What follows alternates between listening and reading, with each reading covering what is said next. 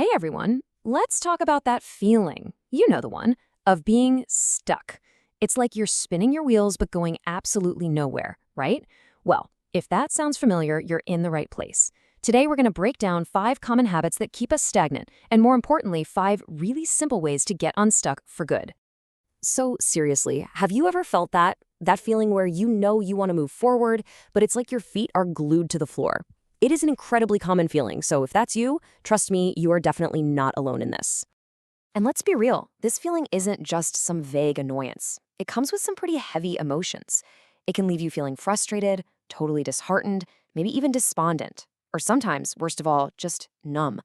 It's a huge red flag that you're not progressing and that it's probably time to shake things up. All right, so let's get into it. Think of this as Act 1, the diagnosis. You can't find the cure until you understand the cause.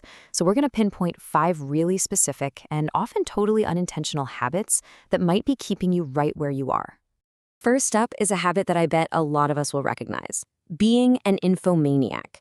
This is that compulsive need to just consume information, constantly Googling questions, endlessly scrolling social media, checking the news. All of it is driven by that classic fear of missing out. It's that feeling that you have to be always on. And this quote just hits the nail on the head. The core problem with being an infomaniac is that the constant stream of information makes you feel incredibly busy. But here's the kicker. That busyness doesn't actually translate into progress. You're just stuck, spinning your wheels in information overload. Okay, our second habit is the knowing-doing trap. And this one is for all my fellow self-development fans out there. You know the drill. You read the books, you watch the videos, you know intellectually what you're supposed to do, but you never actually do it. Learning becomes this seductive, comfortable substitute for actually taking action. And that's the trap, isn't it? It is just so much easier to keep consuming. Each new article or podcast gives you this little hit of dopamine, a little feeling of accomplishment. But it can lead to this state of paralysis where you're just hoarding knowledge without ever actually applying it. Now for habit number 3, the achievement addict. This is a big one. This is when your sense of self, your entire identity, gets all wrapped up in what you accomplish. You find yourself constantly chasing the next goal. And the moment you stop producing, bam, you're hit with this huge wave of productivity guilt. Just think about this for a second. Does it sound like you? You hit a big target, and instead of celebrating, your first thought is, okay, what's next? You can't relax without feeling guilty.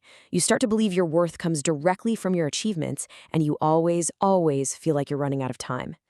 Next up, we have habit number 4, the endless multitasker.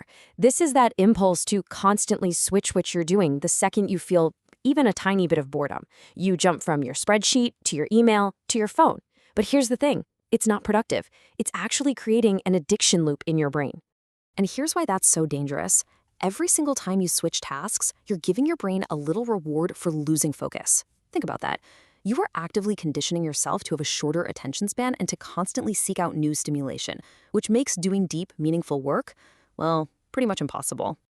And finally, we've got habit number 5, brain drain. And this one is just fascinating.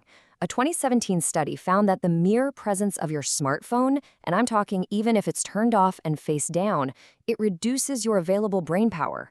Just the background effort of resisting the urge to check it is enough to drain your focus. Okay, that was the diagnosis. Feeling a little called out? Don't worry, now for the good part. Let's move on to Act 2, the prescription.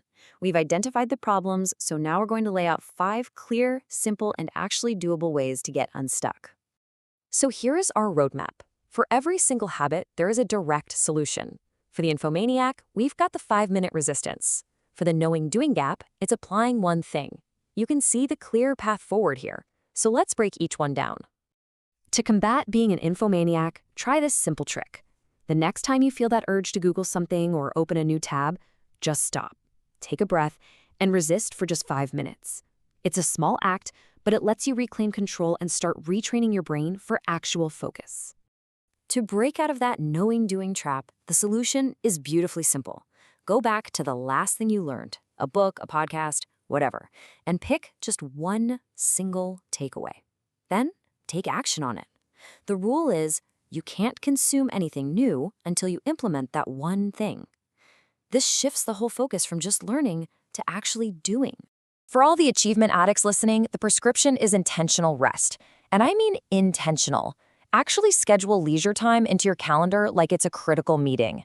Spend that time with people who value you for who you are, not for what you do. And you have to keep reminding yourself, your worth is not tied to your output. And what about the endless multitasker? The next time you feel that itch of boredom and the urge to switch tasks, challenge yourself to stick with what you're doing for just 5 more minutes. That simple little extension starts to recondition your brain for sustained, deep focus. It works. Finally, the fix for brain drain is so simple it's almost funny. If your phone is on your desk, move it. Put it completely out of sight, in a drawer, in your bag, or even better, another room.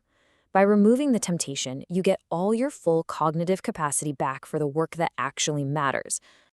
So, when you put all these little fixes together, what does it all add up to? Well, it all comes down to one fundamental idea: the power of progress. This right here, this is the core of it all. As humans, we are literally wired to thrive on the feeling of making progress. Research shows it leads to more positive emotions and way more life satisfaction. It's not about making huge leaps, it's about that simple feeling of moving forward. That's what gets us unstuck.